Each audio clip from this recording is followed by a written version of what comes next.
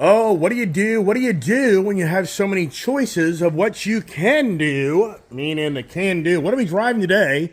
What am I doing today? I am heading up to Timbrook, Honda, Winchester to check out the Super ATV windshield bracket challenge on my Talon over there if you watch my channel. But what do I drive? I mean, I have such a collection of cars and it's so tempting to drive that Bison. I love it. But the good old Kirby truck is getting crapped on. And I think I got to drive this truck. Does it even start? Does it even start? I mean, look at this here. Let's see. Does it even start? Yes. She started up. But the birds are getting her bad. But this truck is so funky because of that GM Bison truck I own. Has a front independent suspension. This has that solid front axle. And this truck is squirrely. But let's do a review on the Kirby truck and see how right or wrong I am. Yeah, it's pretty bad. Why are the birds crapping all over this truck? I don't even know, but I can't even get in the damn thing. I tell you, technology. Now, the interior of this truck, it is really nice. I mean, it is a nice truck. It's just, it's squirrely. It is a squirrely truck. What is that all about? I just don't get it. Hey, good morning there to you.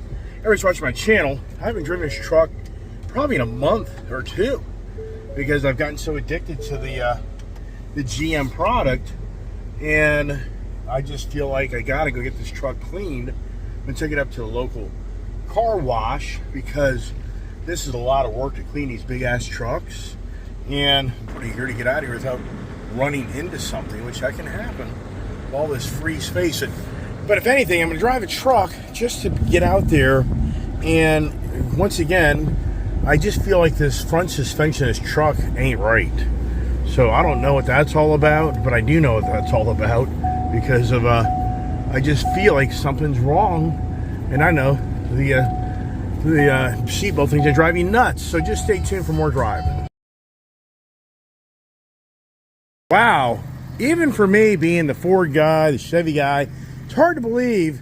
I mean, it's not a fair advantage right now, but I'd be willing to bet that factory Chevy Bison is every bit as high as this Ford F-250 modded, lifted truck. Look at that. I mean, they're in different levels, but it'd be cool to pull them out at the same level. I bet you they're about the same height. Bison maybe a little taller. I don't know. This is just some big tires. And here we are, the Kirby truck. They call it the Kirby truck because Kirby, the guy that works at Coons Baltimore Ford, owned this truck, and in some way persuaded me to buy this because he wanted to get out of it because of the monthly obligation of the payment. So I traded, in some ways, my Ford F-250 Tremor truck, which in some ways I regret doing because it was such a cool setup with that suspension, that Carly package. So in so many ways, I think I really goofed up, but it is what it is. And I own this one now. But I swear this truck is just freaky. It's had a really challenging type of steering in the front end. But I'm going to take this thing up to the car wash. I'm going to head out to Timbrook Honda, and I'm going to get some driving time in just to see how this truck drives, because I haven't driven this truck in so long. I didn't get a damn thing in gear.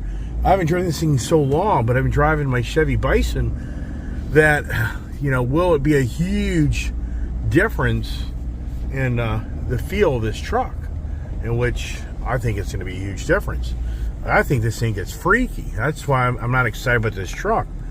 It starts just walking and wants to do its own little dance. So what's going on as I go to Timbrook Honda and see if I can figure out what brackets to if I have the right brackets for that windshield. If I do, it's going to be like, oh no, I don't really know what's going on with that. But it's so it's such a whole different truck from that Chevy truck. It's just incredible on how each manufacturer makes their own vehicles, and how this one here, like this one here, the power, I feel more power out of this diesel.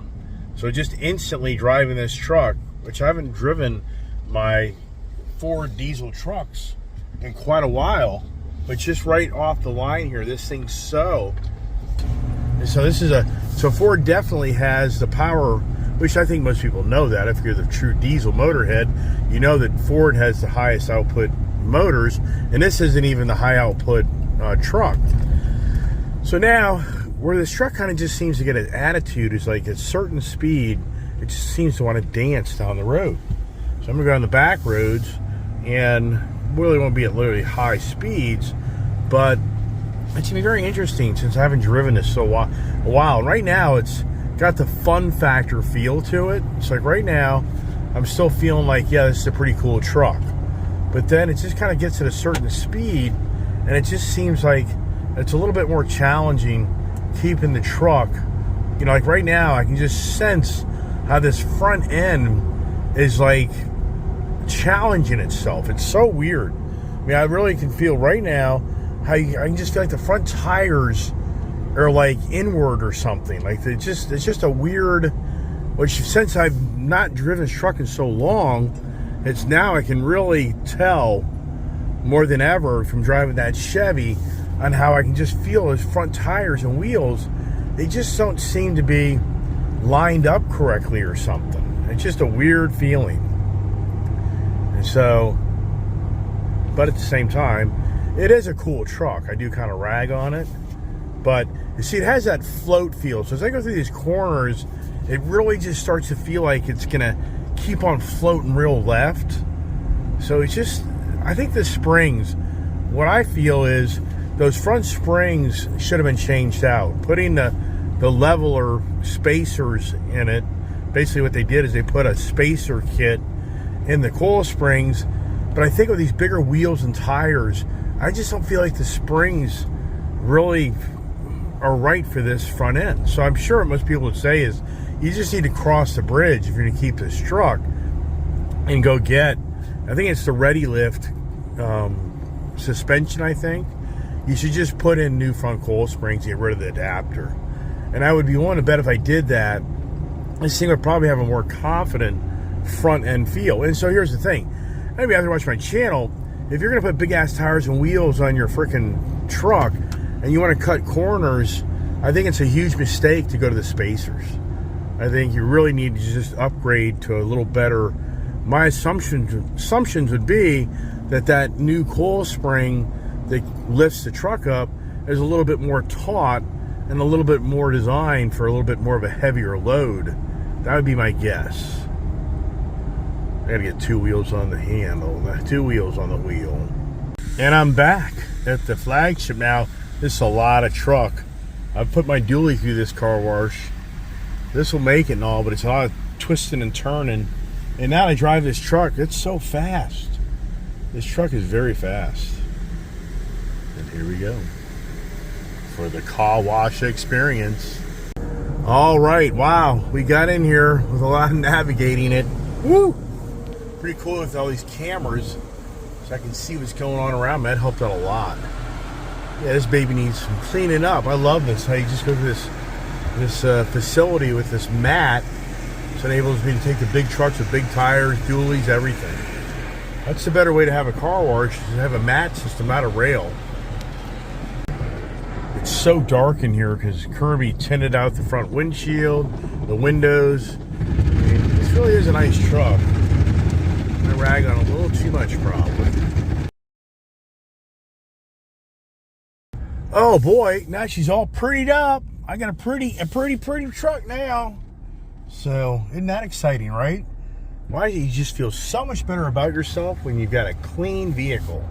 What is that, right? But I'm glad. I just love that little car wash facility. It's such a great operation for me because it's not too far to the way for me to get my vehicles cleaned. And for all the years I've been cleaning trucks and cars, oh my gosh. And of course, it doesn't do the job you'll do hand washing it, but it's better than nothing. All the collection vehicles I have, I could just stay home. I could stay home every day and just clean cars and trucks. Yeah, and it's what's amazing is most of my life I wanted to have my own car wash in so many ways. I borderline do, don't I? Get up here on the road. I can't go too fast here in the town of Percival, so I'm gonna get myself pulled over here today. I have to have a date. As says this guy stop? Nope. See, he's supposed to stop right there. You know, so you just, you know, yeah. But I would be the one at fault. That's the reality. They'd say you have to yield to pedestrians. I'd be like, but that guy's got a stop sign on the trail to stop. I mean, yeah, right, whatever. as we head to Timbrook Honda and see what I do or don't buy, right? Up there and I'll end up buying something, right? Yikes. That does happen every now and then. Yeah, my good friend Jack yesterday was going, hey, where are you? I'm like, I'm on a job, man. So that Rincon is really a Rubicon, or the Rubicon is really a Rincon. So many people on that channel have me posting that overview of that Honda new 700 Rubicon. I've had a ton of responses of so many of the ATV experts like, dude, that is just a Rincon in disguise. There's nothing new. All they've done is added an LED light, new computer instrumentation, and put some different plastic on it. But that's the same thing. It's the same thing that's been around for years.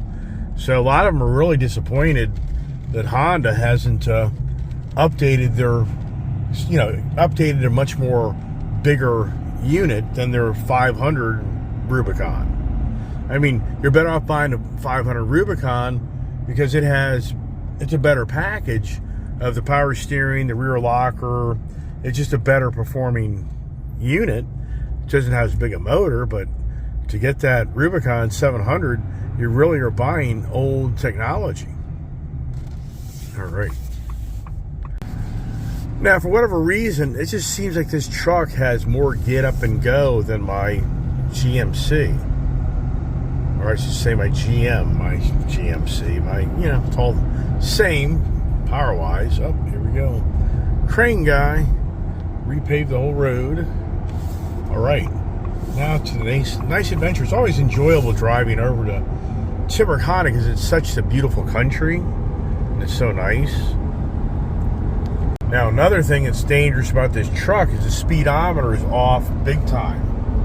So I'm doing 65 even though it says 61. So you gotta be, and with Kirby cut corners there. And again, once again, I can beat up Kirby all day long, can't I? So let's get the cruise control on. If I set it at like 61, I'll be about 65. Up here, the 10 mile an hour or less up here, they rarely pull you because there's so many 20 mile an hour plus. That's what they wait for. Just a beautiful day up here in Virginia. Now, if you watch my morning conversations, this morning was the date conversation. And sometimes after I hang up the phone, I realized I didn't talk about some things I should have talked about. Like, there's always an expiration date on everything you buy for the most part. And then there's the maintenance date. As you all know, that when you own a vehicle, there's usually a time threshold on the vehicle as far as you have to get the oil changed and maintenance done. And even though you haven't driven the car, the amount of miles, but then it just does a date time frame. So if you haven't driven the car much for 1 year, you're going to get a service maintenance on your car to change the oil, even though you didn't even go that far in it. Then you feel guilty if you don't change the oil, and there's no reason to change the oil. You know these stories? For all the vehicles I have, I just don't really put a tremendous amount of miles on one vehicle, so it's just like such a waste of money to be just changing the oil because the date says it's time to change it. Yeah. The green agenda people like that attitude. They'd be like, yeah, don't waste oil in the world. You're being a good guy now, Mr. Iceman. But most of the time you're not. The guy wanting to go up the road here. You can go for it. Yeah, the window treatment is so nice because I don't really have to wear my sunglasses. That's how dramatic the glare and everything is in this vehicle. You just don't have it because of the front. It's the front windshield that really is. That's what kind of gets you. I got to be careful of. See how my little sticky thing is up there? It fell off. If I start really scraping that with a razor blade, I would end up damaging that film on this front windshield. I never even thought of that. I just thought of that. Wow. Yikes. That's not good, is it? As we come over the mountain here, Mount Weather Mountain, they call it up here where we live. You get a chance to see the valley. Start coming down to the Shenandoah Valley, which is pretty neat. Really clear day. Really nice weather. Really great motorcycle weather. In some ways, I should have jumped on one of my Hondas and ridden out here just to get some riding time, but I didn't feel like it. Sometimes I'm in the mood to ride motorcycles, and other times I'm not. And that's just kind of how motorcycle riding is. If you're not really in the mood, it's not usually as enjoyable. You kind of have to have that feeling that you really want to go ride the motorcycle. As we go down the hill, with the adaptive cruise control on, it does a good job. So what do you think? You think the Chevy interior looks better than the Ford, or Ford versus Chevy? I'm not going to compare the Ram, because I really think that the Ram interior is really probably the nicest. But at the same time, Ford's, definitely done a lot of good stuff here. If you look here at the stitching, I mean, it is a very upscale looking interior.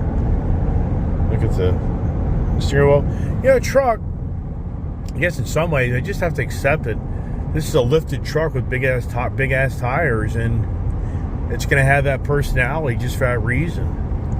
I guess really that's what I got to come more to closure with, is that I've owned all these Tremor trucks and F-250s, but I've only owned one, that Tremor used truck I bought, that was lifted with the Carly suspension. But all other Tremor trucks were factory trucks, and they had the same challenge of the steering kind of walking.